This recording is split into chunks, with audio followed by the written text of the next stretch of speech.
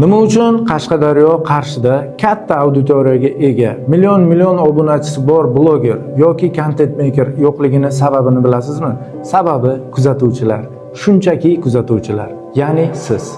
Men o'zimizda ko'p blogerlarni bilaman. Ijodini yaxshi ko'rib kuzataman. Aniq ayta olamanki, bitta kontentni bemalol maromiga yetkazishga aqli ham, nutqi ham, talanti ham yetarli. Faqat qo'rqishadi. Nimadan qo'rqishadi? Odamlarimizni qo'llab-quvvatlamasligidan qo'rqishadi. O'zimdan misol, o'zim yuritadigan shaxsiy tonirovka center blogimda 23 mingta obunachim bor. Shundan deyarli 20% istoriyalarimni kuzatadi. 7% bo'lsa reaksiya qoldiradi. Bu kam, to'g'rimi? Albatta kam.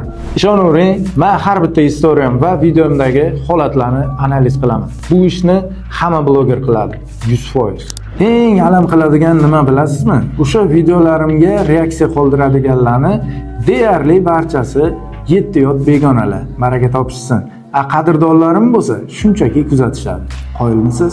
Tasavvur qiling. Ishxonangiz uchun joningizni jabborga berib, ish vaqtingizdan ham ko'p vaqt sarflab ishlaysiz-u, oyligingizni berishmasa. Yomon-a?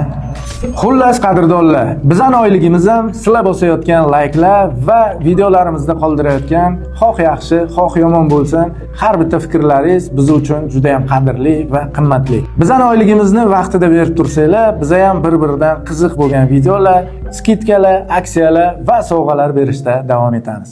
Shunaqa gaplar.